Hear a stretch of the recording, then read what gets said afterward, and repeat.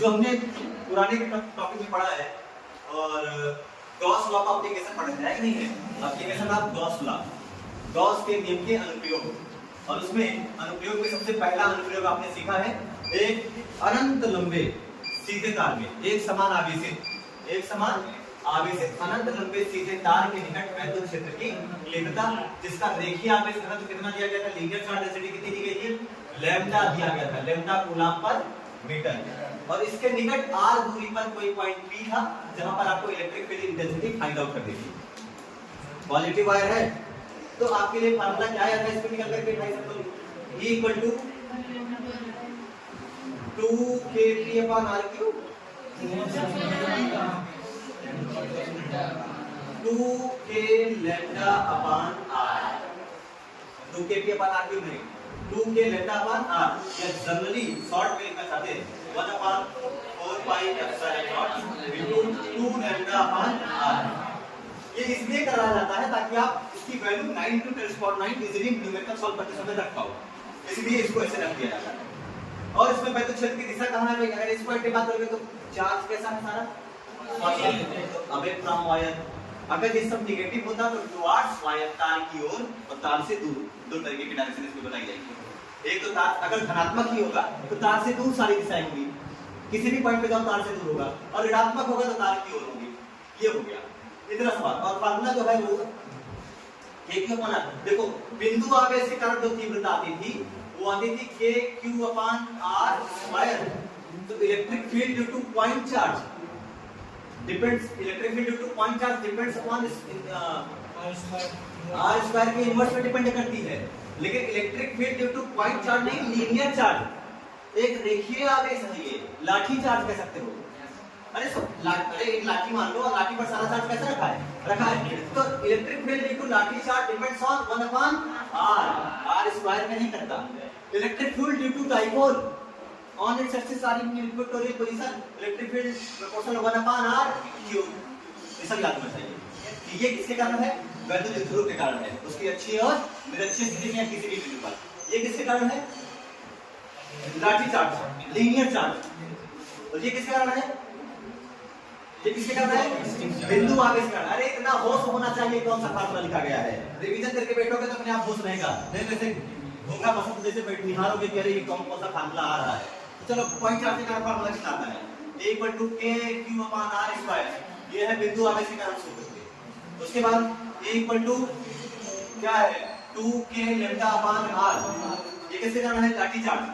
a=2kP/r³। ये किसके कारण है? Electric dipole. तो ये डाइपोल के कारण है। और हर के कारण अलग अलग 1/r² 1/r और 1/r³। ऑब्जेक्शन में या ऑब्जेक्टिव टाइप क्वेश्चन में क्या कह सकते हैं? E proportional 1/r² due to which. तो उसमें तीन चीजें रहेगा, dipole, point charge, linear charge, और ऐसे कुछ और तीसरा ऑप्शन भी दे सकता है। तो आपको वो समझना, फार्मूला याद होगा तो आप आंसर दे पाओगे। ये किसके कारण है? ये पॉइंट चार्ज के कारण होता है। ये बिंदु आवेश है, ये कैसा है?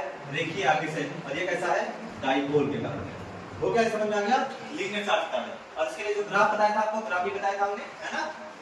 उसके आगे लेकर के चलते हैं हम लोग। आज हमारा इसका सेकंड एप्लीकेशन हम लेते हैं। सेकंड एप्लीकेशन में क्या करेंगे भाई? Electric field due to uniformly charge, एक पैरेलल का एक समांतर बढ़िया अच्छी खासी समतल होगी, प्लेन शीट, एक चादर होगी, एक प्लेन शीट। जैसे ये एक चादर ले लो, चादर भी जैसे कंसीडर कर सकते हो उसको, समतल तो है ही, और एक चादर शीट जैसा इसको कंसीडर कर सकते हैं। जैसे पेपर हो गया, कागज, तो बोलते नहीं एक्स्ट्रा शीट चाहिए, तो वो जो शीट होती है कागज का टुकड़ा, तो उसको अगर उस साइड एक ही साइड देखो तो आप उसे क्या कहोगे? चादर का दोनों हिस्सा देख पाते हो कि एक ही चादर बिछा दी जाती है बिस्तर पर, तो उसकी केवल एक ही हिस्सा तो नजर आता है। तो चादर में जो आवेश रखेगा आप कितना आवेश रखोगे? एक साइड पर।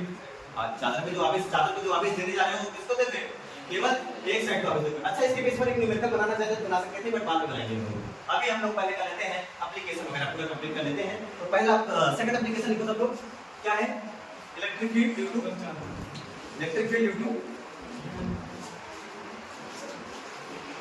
अनंत विस्तार की, वाकई में अनंत रहेगी, अनंत विस्तार की समतल आवेशित चादर के निकट तीव्रता, electric field due to infinite law लेंसी,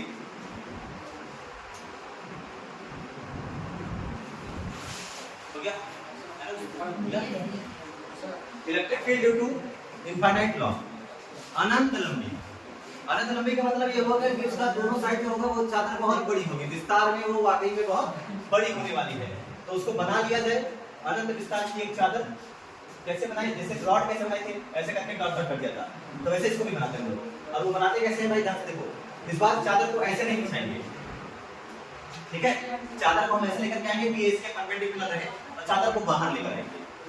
चादर कैसे रहेगी? बाहर को रहेगी। डायग्राम थोड़ा टेढ़ा बनाओगे अपने आप वो बाहर को इंडिकेट करेगा। तो इंडिकेट करने वाला कैसे कर जाते हो, हम लोग कैसे बनाएंगे? तो पहला हो जाएगा ये हो गया उसका पहला सरफेस और ये हमने बना दिया उसका दूसरा सरफेस, ठीक है? ये हो गया। अब ये हो गया ऐसे चलना। ये बनाने का मतलब क्या हुआ? Infinite law. ये बनाने का मतलब क्या हुआ? योर सीट, जो आपने सीट ले रखी है वो सीट कैसी है? इनफाइनाइट लॉ है। और इसके ऊपर जो आवेश है, आवेशित भी है, ये चार्ज भी है, यानी इसको चार्ज भी दिया गया। पॉजिटिव दे दिए, नेगेटिव दे दिए। चलो फुल्ली पॉजिटिव कर देते हैं। अच्छा, ये चादर रेखा में है कि रेखा के साथ साथ चौड़ाई में भी है, लेंथ के साथ साथ विड्थ में भी है। इसका मतलब है इस पर लीनियर चार्ज डेंसिटी ना लगा करके एरिया चार्ज डेंसिटी लगाओगे। और एरिया चार्ज डेंसिटी में कौन सा आता है? Lambda sigma rho. Sigma equal to Q upon unit coulomb per metre square. अरे ये होता है, ये हो गया। अच्छा ध्यान से देखो, ये तो हो गया हमारा आवेश इस पर रखा हुआ है। कोई मान लो प्लास्टिक है, अचानक है, अचानक प्लेट चादर अचानक भी होती है, लोहे की चादर थोड़ी बिछा के लेटते हो। अब इसमें लो कागज की तो सीट है ना, कहते हैं एक सीट दो, एक्स्ट्रा सीट चाहिए तो कागज हो गया। उसके ऊपर आवेश से रखा गया है और इस आवेश के कारण और उसके ऊपर अगर इसके आवेश इस साइड भी हो और उस साइड भी हो तो वो दो तलों वाली चादर की जैसा बिहेव करेगी, दोनों साइड आवेश हो। लेकिन हमने केवल एक ही साइड आवेश से रख लिया। अब इसके कारण इलेक्ट्रिक फील्ड आपको बतानी है कितनी होगी। अब ये समझिए कि पहले क्षेत्र खाई केवल इधर ही जाएंगे, उधर भी तो जाएंगे। एक ही साइड होगी, दोनों साइड होगी।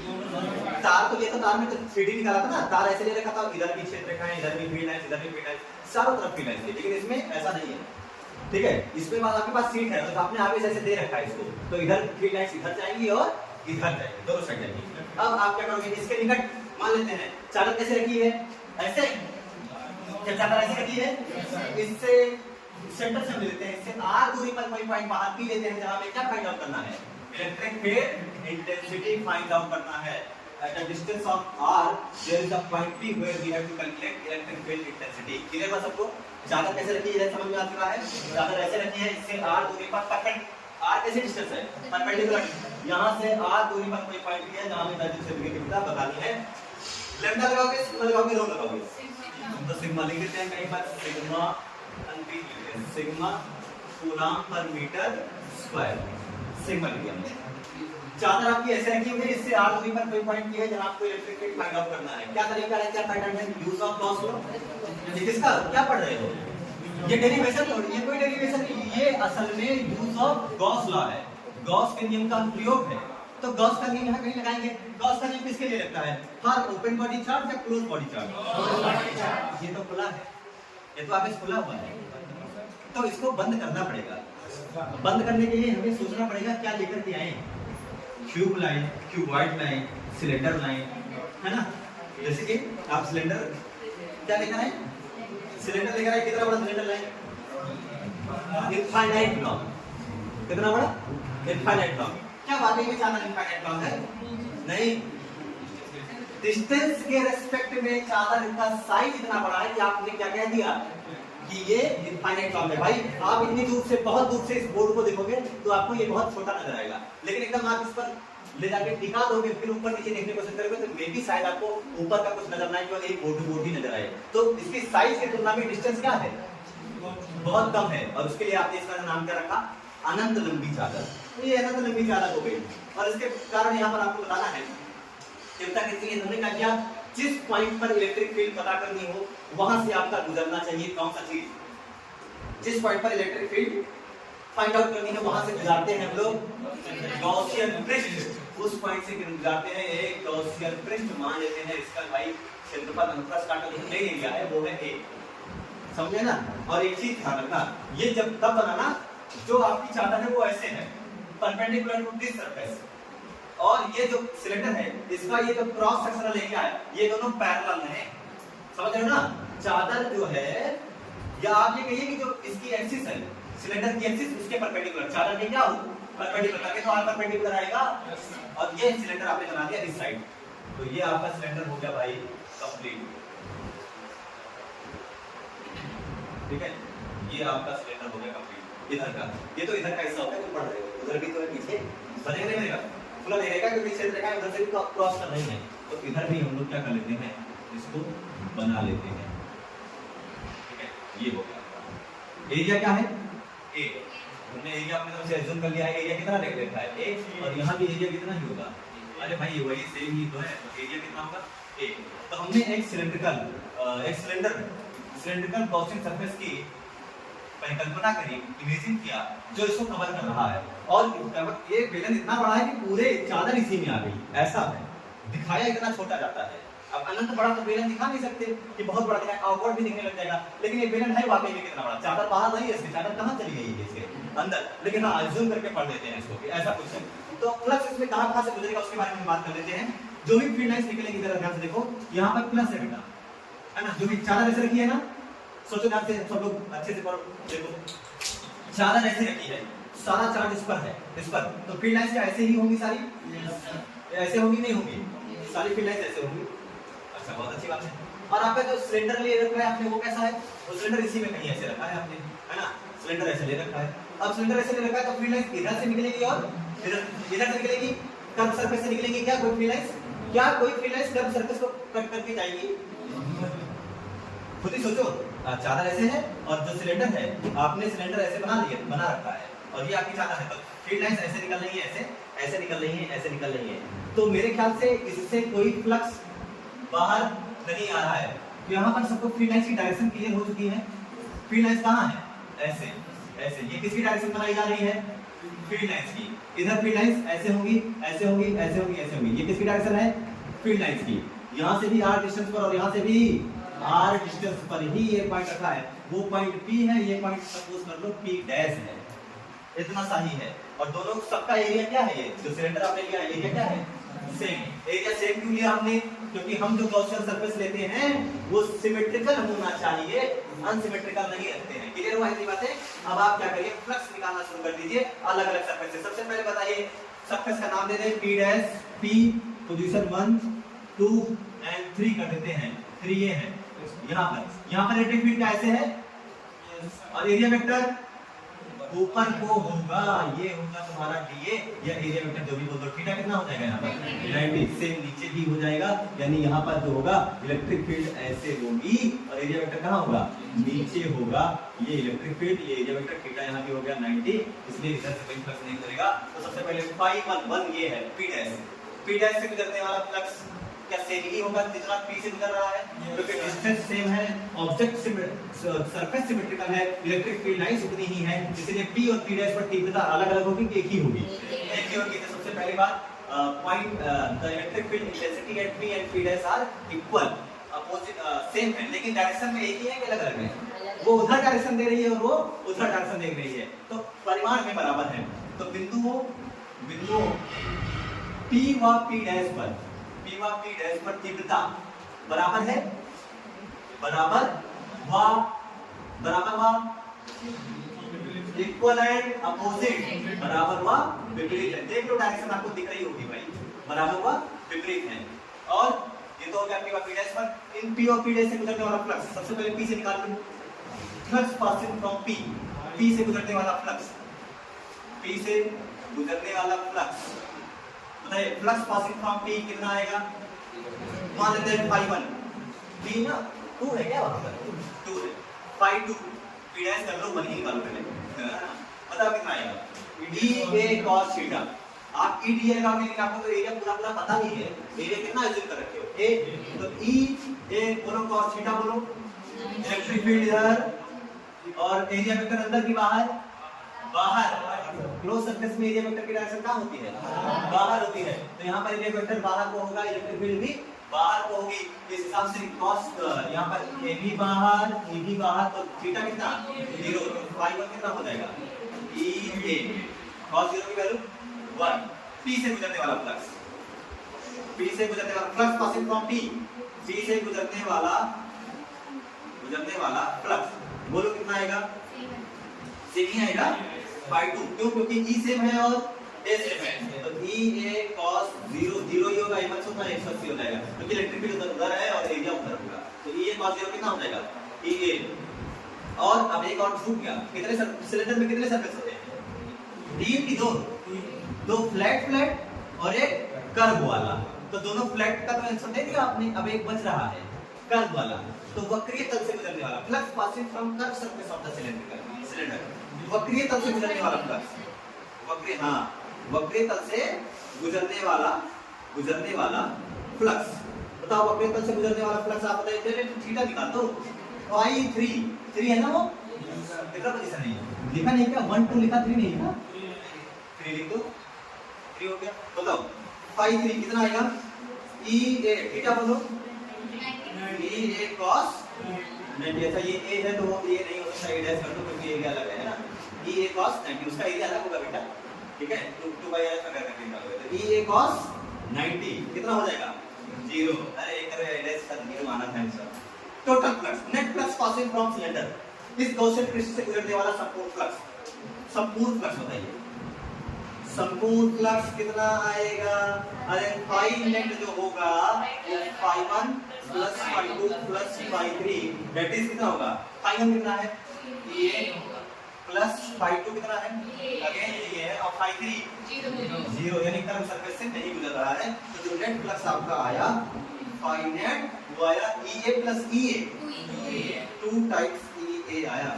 ये तो आपने बताया जो आपको पता है, कोई और तरीका नहीं है नेट फ्लक्स का।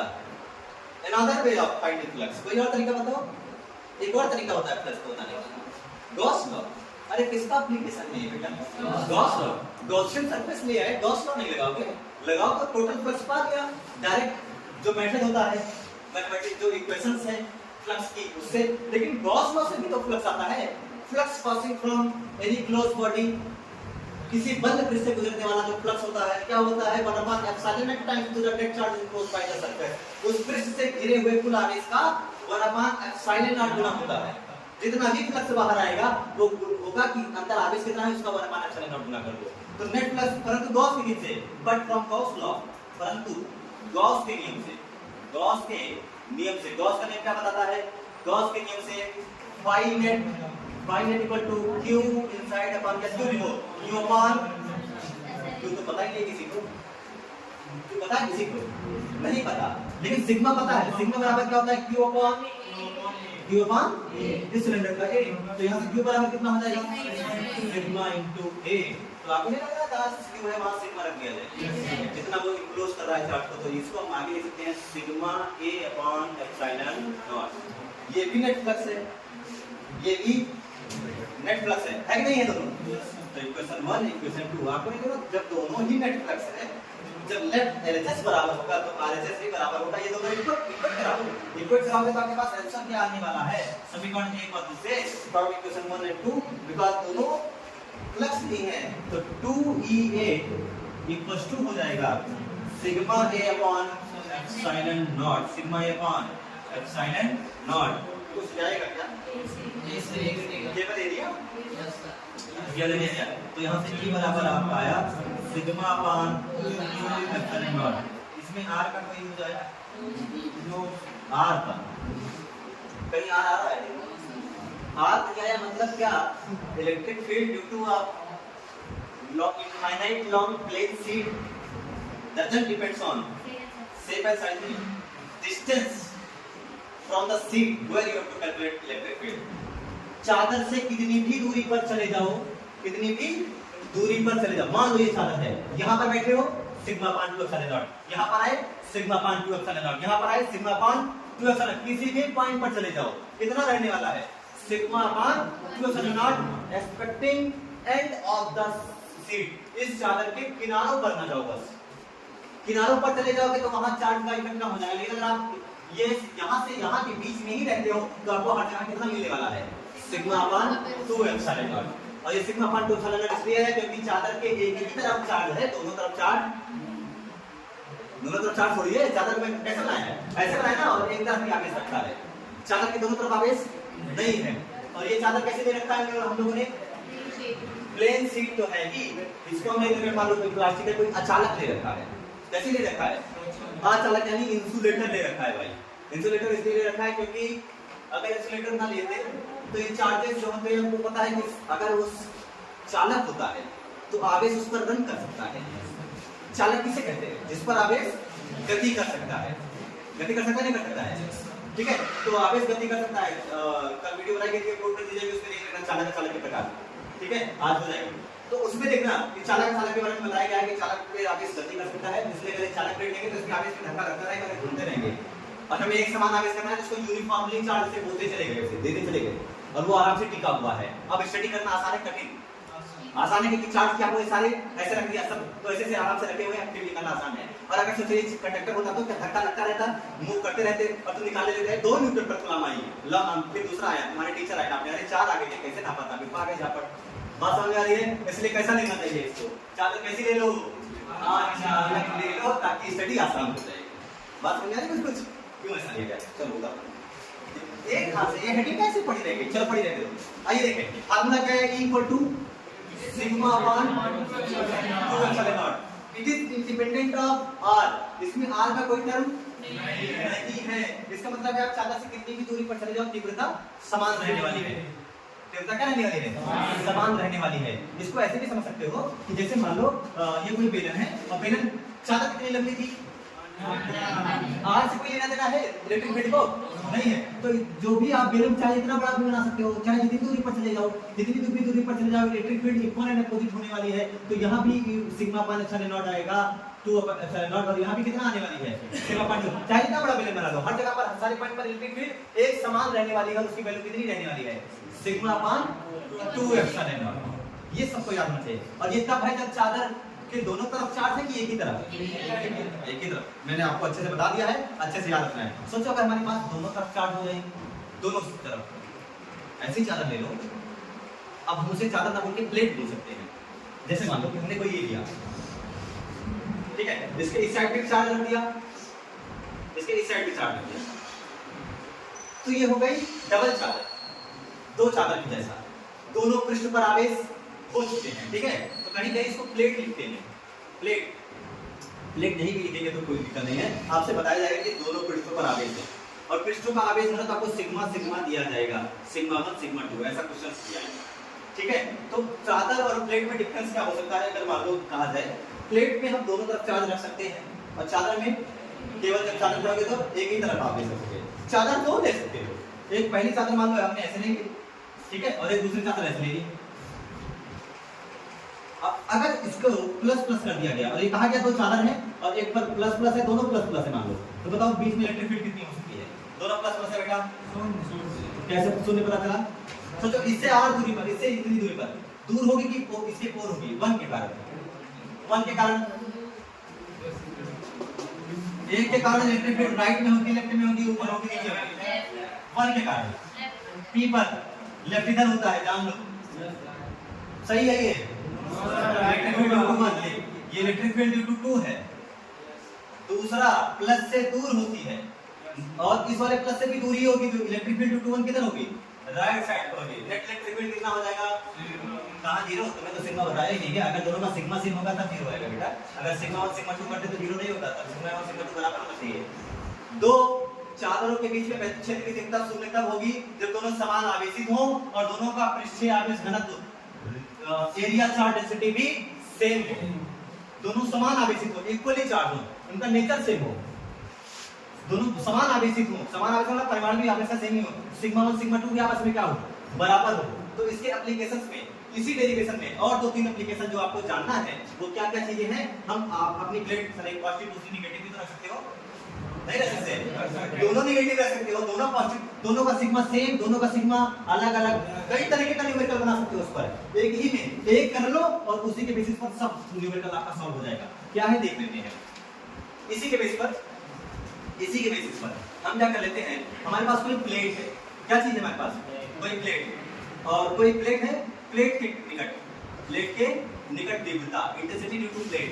अब प्लेट बना लेते हैं, देखो यहाँ से मैंने प्लेट बना ली, ये प्लेट क्लियर है, और ये प्लेट पर मैंने चार्ज रख दिया है, सबके charge sigma plus plus plus plus plus plus और ये प्लस प्लस प्लस दोनों तरफ।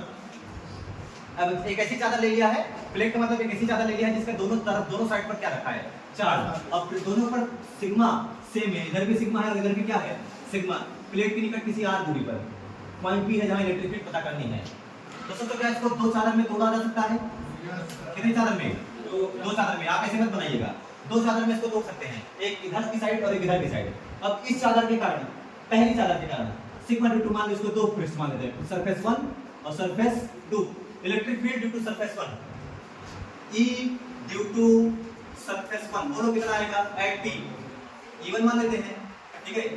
E1 बराबर बोलो कितना आएगा, सिग्मा अपान 2। अरे बेटा आधी चादर है वो, मतलब एक ही तरफ आवेश है सरफेस 1 के कारण, तो E इस पर कितना आएगा इलेक्ट्रिक फील्ड, सिग्मा अपान राइट की लेफ्ट प्लस है तो 2 E1 sigma upon 2 epsilon not. अच्छा अगर हमारे पास बात करूं electric field due to S2, बताओ E2 कितना आएगा, S2 के कारण R से कोई लेना देना, अरे R हो चाहे R प्लस डेल्टा R हो, कोई फर्क नहीं पड़ता। तो इधर इलेक्ट्रिक फील्ड कितनी होगी P पर, सिग्मा अपान प्लस राइट या लेफ्ट, लेफ्ट होगी, किधर होगी, अरे मूर्ख राइट होगी, प्लस है, ये प्लस से दूर होती है, इधर थोड़ी होगी। E2 किधर होगा, इधर ही होगा, कितना होगा E2, अरे प्लस है तो उधर ही होगी भाई। E2 कितना हो जाएगा, सिग्मा अपान 2 एप्सिलॉन नॉट, दोनों एक ही दिशा अलग अलग। E नेट ऑन P बोलो कितना आएगा, E net on P E1 plus E2, direct जोड़ दे, इतना जोड़े, पैरेलल है ना, समांतर है ना, थीटा कितना है बीच का 0, तो डायरेक्ट जुड़ जाएंगे, कोई दिक्कत नहीं होगी। E बराबर आएगा sigma upon 2 epsilon naught plus sigma upon 2 epsilon naught equal to हो जाएगा आधा प्लस आधा क्या जुड़ के 1 हो जाएगा, तो कितना हो जाएगा सिग्मा अपान एप्सिलॉन। तो अगर दोनों प्लेटों पर आवेश होगा तो आपका फॉर्मूला कितना आएगा, सिग्मा अपान, आसान है। और सिग्मा की जगह पर कैसे लिख सकते हो, Q अपान A, सिग्मा की जगह पर लिख सकते हो Q अपान A। अभी इनको अभी और करना है, अभी तो ये तो अभी और देखो कितना मिल रहा है, इसमें कोई दो राय नहीं। अब हम तो चादर लेते हैं, अब तो चादर लेने के साथ साथ एक जनरल स्टैंडर्ड, ये तो न्यूमेरिकल है भाई, एक स्पेशली केस है, चादर का ये एक स्पेशल केस है। आप कई तरीके के न्यूमेरिकल बना सकते हो इसी के लिए। जैसे कि मान लो एक चादर था, ये पहली चादर, और इसका पृष्ठीय आवेश तो आपको सिग्मा दिया गया है, सिग्मा 1, और बगल आपको दूसरी चादर पे दिया गया है, ठीक है, इसका सिग्मा 2, ठीक है। ये चादर 1 है, ये चादर 2 है, इसमें 3 पॉइंट ले सकते हो, कितने पॉइंट, 3। बीच में इस चादर के लेफ्ट और इस चादर के राइट कितने पॉइंट हो गए, 3 पॉइंट एट A, B और C, टोटल 3 पॉइंट हो गए। इस 3 पॉइंट पर फील्ड बनानी है। एक का सिग्मा 1 मैंने प्लस कर लिया है और दूसरे का सिग्मा 2 भी अगर मैं चाहूं तो प्लस कर लूं, ये चाहूं तो नेगेटिव कर लूं, आप जैसा कहें, प्लस करके करा या नेगेटिव करके, जो आप कहें। चलो प्लस करके करा देता हूं, नेगेटिव करके आप लोग घर से कर दिया, ठीक है। तो सारे पॉइंट्स पर आपको इंटेंसिटी बतानी है। ये सिग्मा 1 है तो सब क्या होगा, प्लस प्लस होगा, ये भी सिग्मा 2 है मतलब सब क्या होगा, प्लस प्लस। दोनों का चार्ज डेंसिटी सेम है कि अलग अलग है, सिग्मा 1 और सिग्मा 2। तो हम इसको सॉल्व करते हैं। इलेक्ट्रिक फील्ड A पर बताओ सब लोग, एक ही बार में सॉल्व करोगे, E नेट एक ही बार में सॉल्व करने की कोशिश करो, कितना आएगा, प्लेट A के, चादर A के कारण, A पर चादर A के कारण E कितना आएगा, sigma upon 2 epsilon not. B 2 के कारण, प्लेट चादर 2 के कारण कितना आएगा, सिग्मा अपान 2 एप्सिलॉन नॉट आएगा। अच्छा दोनों के कारण राइट में होगा, लेफ्ट में होगा, अलग अलग होगा, दोनों के कारण लेफ्ट में होगा, यानी इलेक्ट्रिक फील्ड ड्यू टू ए भी इधर होगा, सॉरी 1 भी इधर ही होगा, और इलेक्ट्रिक फील्ड ड्यू टू 2 भी का इधर ही होगा। तो ई नेट जो आएगा ए पर कितना होगा, E1 प्लस E2, यानी sigma 1 upon 2 epsilon naught plus sigma 2 upon 2 epsilon not ना, कितना हो जाएगा ये 1 upon 2 epsilon not into sigma 1 plus sigma 2। अच्छा, दोनों का अगर सिग्मा सिग्मा सेम हो जाए तो sigma plus sigma equal to 2 sigma, 2 से 2 चला जाएगा सिग्मा अपॉन एप्सिलॉन नॉट, ये जो आपने स्पेशल केस का रखा है। तो ये आपका जनरल स्टैंडर्ड फार्मूला हो जाता है। P पर सब लोग सोचो, क्या मैग्नीट्यूड तो सेम ही होगा पर डायरेक्शन अलग अलग होगी। P पर ध्यान से देखो, 1 किधर लगाएगा, राइट या लेफ्ट, राइट, ये हो गया E ड्यू टू 1। 2 किधर लगाएगा, left, E due to 2। Magnitude same है कि इक्वल है, मतलब मैग्नीट्यूड सेम है कि अपोजिट है, बराबर कम ज्यादा सेम, मैग्नीट्यूड इक्वल है ना, मैग्नीट्यूड इक्वल है बट डायरेक्शन अपोजिट है। तो आप कहोगे E equal to E1 plus E2 तो करोगे, बट क्या हो जाएगा E1 प्लस E2 वेक्टर लगा के करोगे, और जब मैग्नीट्यूड रखने जाओगे तो कहोगे sir E1 minus E2 equal to कितना आएगा, क्योंकि मैग्नीट्यूड सेम है, डायरेक्शन अलग होगी। तो कैसे सेम मैग्नीट्यूड एक सेकंड, सिग्मा डिफरेंस है ना, यस सर, ये एरर हो जाएगा। E1 minus E2 equal to कितना हो जाएगा, sigma upon 2 epsilon not sigma 1 minus sigma 2 upon 2 epsilon not. इसमें एक चीज जानना जरूरी है कि कौन सा ज्यादा है, सिग्मा 1 ज्यादा है कि सिग्मा 2 ज्यादा है, ये गिवन होना चाहिए। मैंने किस में से किसको घटाया है, तो जनरली क्या मान लो कि कौन ज्यादा है, सिग्मा 1 ज्यादा है, लिख भी देता हूं मैं, नहीं तो कंफ्यूजन हो जाएगा भविष्य में। Sigma 1 is greater than sigma 2, इसलिए मैंने ज्यादा में से कम को घटाया है। बोलो E बराबर कितना आएगा, 1 upon 2 epsilon not into sigma 1 minus, suppose अगर आपका पृष्ठीय आवेश घनत्व एरिया चार्ज डेंसिटी सेम हो जाए तो बीच में तीव्रता कितनी हो जाएगी, 0, सिग्मा माइनस सिग्मा 0। तो अगर ये भी पॉजिटिव है प्लेट, ये भी चादर पॉजिटिव है, और ये भी चादर कितनी है पॉजिटिव, और दोनों का पृष्ठीय आवेश घनत्व समान है, तो बीच में तीव्रता कितनी कर दोगे, कॉमन सेंस का आंसर नहीं है, खुद ही सोचो, जितना आवेश ये लेकर के बैठी है उतना आवेश ये भी लेकर के बैठी है, दोनों का चार्ज डेंसिटी सेम है, तो तीव्रता भी सेम ही फेंकेगी। और इस पॉइंट पर ये भी धनावेशित, ये भी धनावेशित, ये इधर धक्का लगाएगी, इधर धक्का लगाएगी, बीच में कितना हो जाएगा 0, इंडिपेंडेंट ऑफ बीच में किसी भी पॉइंट पे जाओ डेंसिटी कितनी होगी 0। चलो, और कौन सा पॉइंट बचा, C पर।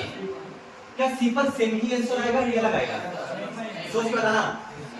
बस क्या होगा कि यहाँ पर लेफ्ट में है सारी डायरेक्शन E1 E2 की, यहाँ E1 और E2 की डायरेक्शन क्या हो जाएगी, राइट में जाएगी, क्या सेम ही हो जाएगा। A पर लिखो या किस पर लिखो, C पर, दोनों पर एक ही है, बात समझ में ना, ये जनरल स्टैंडर्ड था। अब अगर यही चीज हो जाता है आपका, ये पॉजिटिव हो जाए, एक नेगेटिव हो जाए, तो बीच में 0 होने का चांस नहीं है, बाहर 0 होगा, ठीक है। उदाहरण लीजिए, अच्छा